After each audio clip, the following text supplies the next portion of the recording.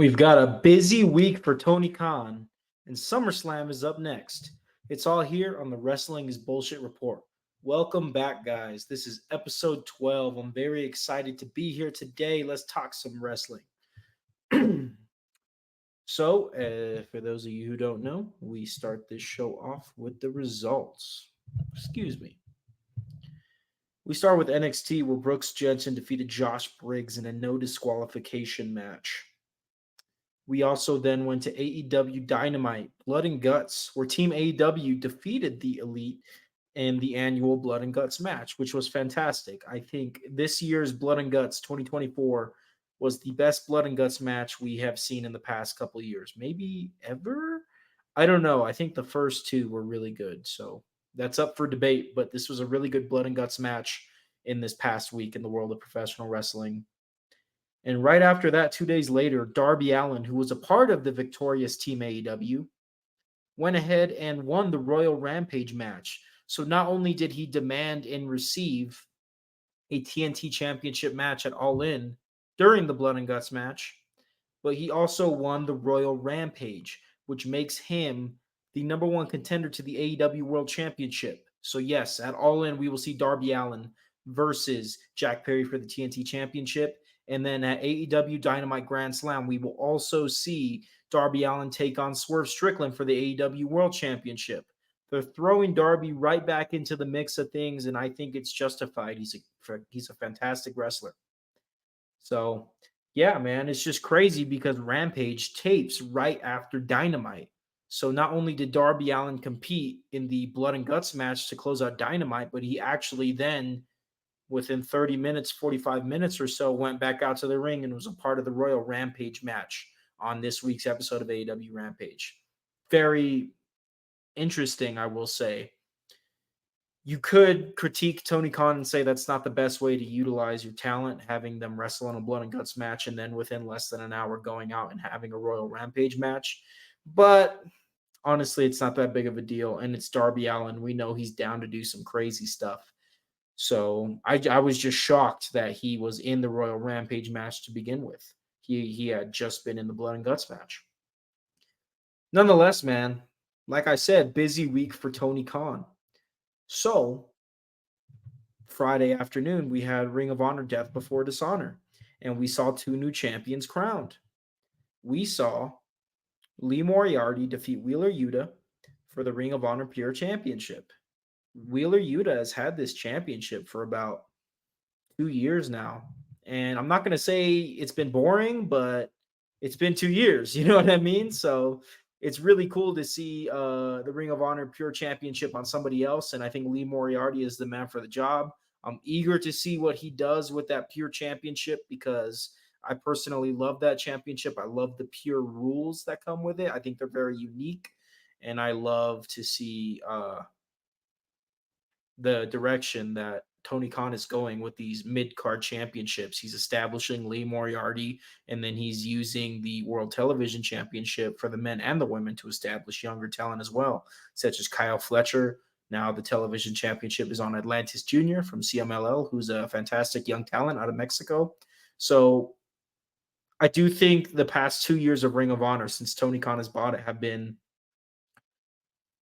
lackluster, to say the least. But I do think that what Tony Khan is showing me with these mid-card championships is a good sign.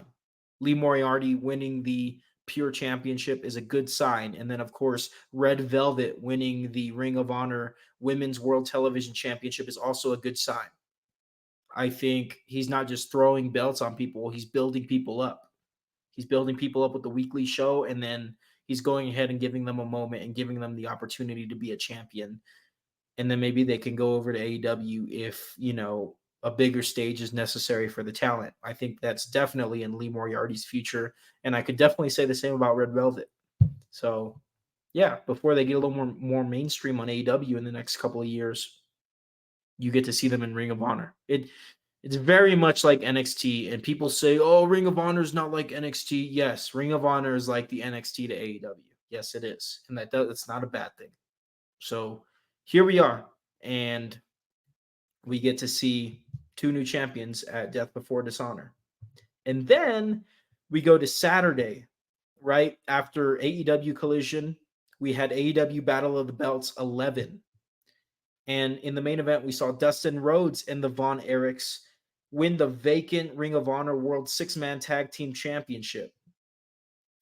These Ring of Honor Six-Man Tag Team titles were held by Bang Bang Gang, who also had the AEW World Trios Championship, but they have now been separated again. So the Ring of Honor Six-Man Tag Team titles will be going back to Ring of Honor. They will not be the, what were they calling it? The Undisputed World Trios Championship, as they were with the Bullet Club Gold, previous champions.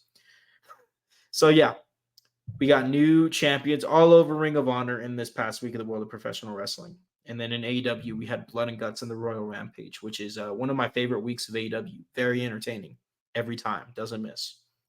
So yeah, that's been the results, guys. Huge Tony Khan AEW Ring of Honor based results this week. For those of you who prefer WWE, you're going to have a better time this week when we get into the watch list.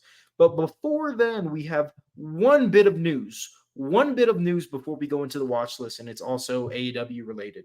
Just been a crazy AEW week, to be honest. But there was a rumor that AEW had made a deal with HBO Max to feature their pay-per-views. We know that AEW is in talks with Warner Bros. Discovery, who is, again, the owner of HBO Max, the streaming service.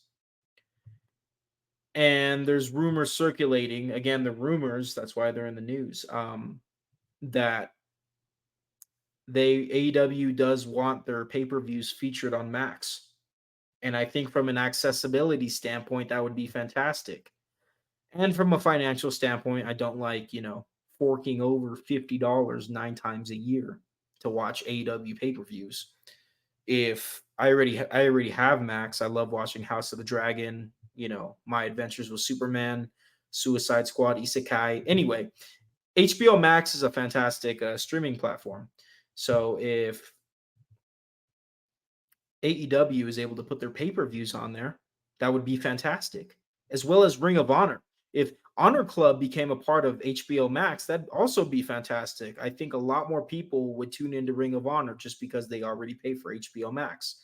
So from an accessibility standpoint, if this rumor is true and AEW and Ring of Honor content outside of AEW Dynamite, Rampage, and Collision, which are on TNT and TBS, do end up on HBO Max, I think that's a step in the right direction.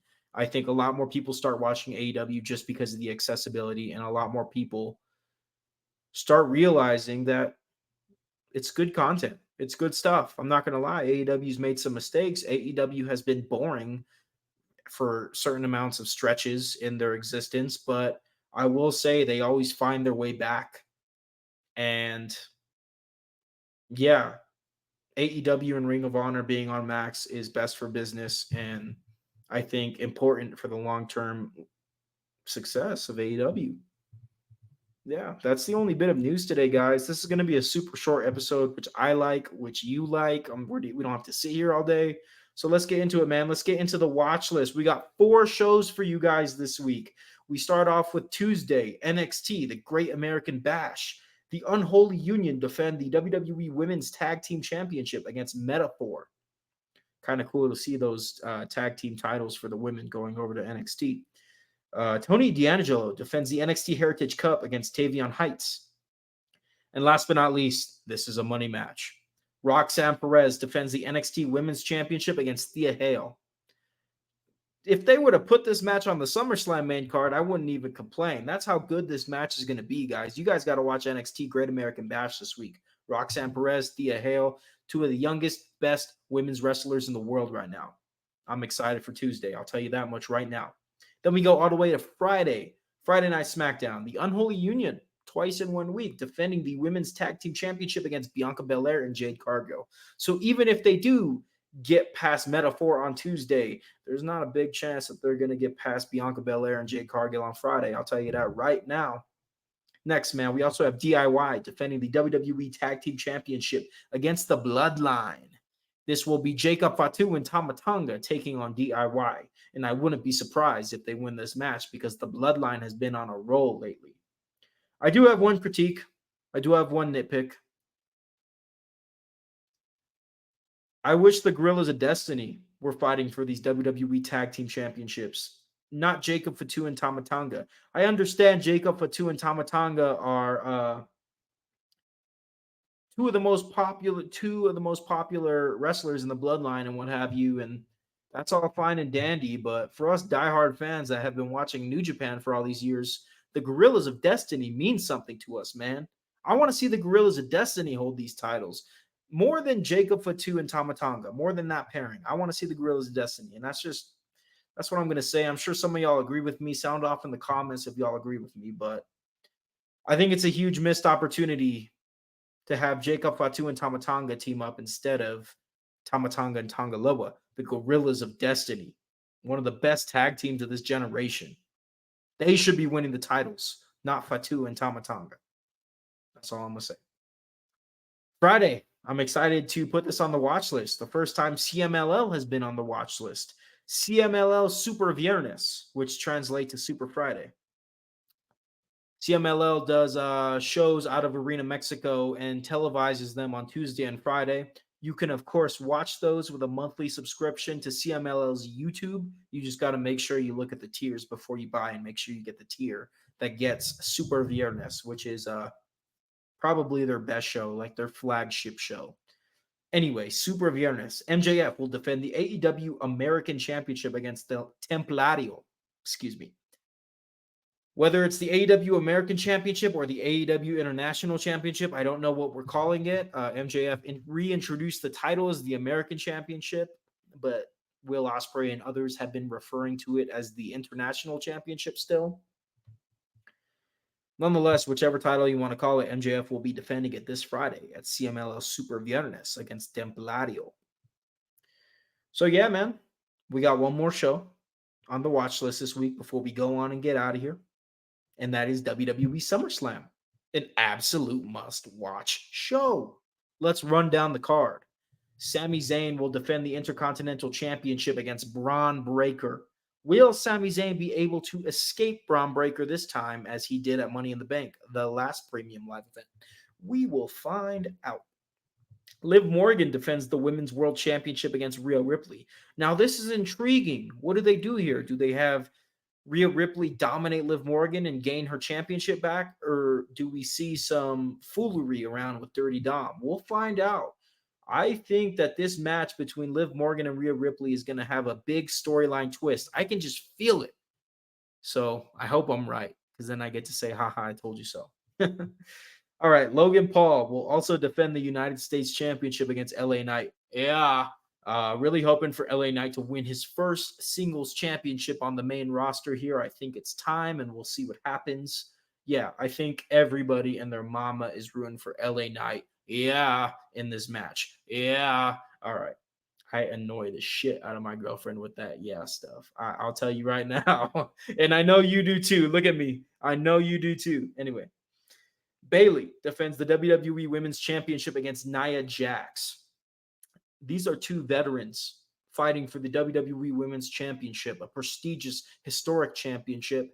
And I know they're going to tear the house down. Bayley has been doing a fantastic job, and Nia Jax has really come into her own under Triple H and company's creative direction. So I'm very excited to see this match, Bayley versus Nia Jax, and I've been saying it for weeks, months, I think. Damian Priest will defend the World Heavyweight Championship against Gunther.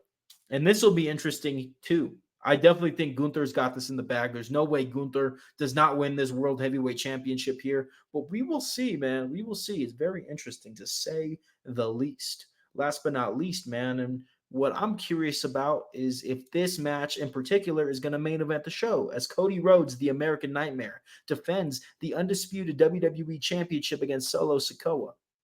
Now, I want to ask you guys, what match do you guys want to see close out SummerSlam? Would you like to see Cody Rhodes versus Solo Sikoa close out SummerSlam? Or would you like to see Damian Priest versus Gunther close out SummerSlam? What I think I would like to see is if Roman is coming back, then definitely. I think if Cody is going on the main event, then definitely Roman is coming back at some point in the evening. But what I could see them doing is I could see them having Cody Rhodes open up the show against Solo Sikoa, and then you go ahead and have the King and Queen of the Ring be the last two matches of the night, right? Gunther won the King of the Ring, which got him a World Heavyweight Championship match at SummerSlam, so you have that main event. And then the second to last match, the penultimate main event, can be the Queen of the Ring, Nia Jax, taking on Bayley for that WWE Women's Championship. I think whoever closes out the show will have some big time implications. Like I can see SummerSlam ending this year with a big storyline shift, whether it's with the Judgment Day screwing over Damian Priest, or whether it's with the return of Roman Reigns. So I just think whoever gets that main event spot will definitely see some sort of return, some sort of betrayal, something like that. But we'll find out, guys. This has been Matt with the Wrestling is Bullshit Report, episode 12. That is it, guys. Be good. Tell the people that you love them. Whatever motivational else that stuff that can. I'm going to bed.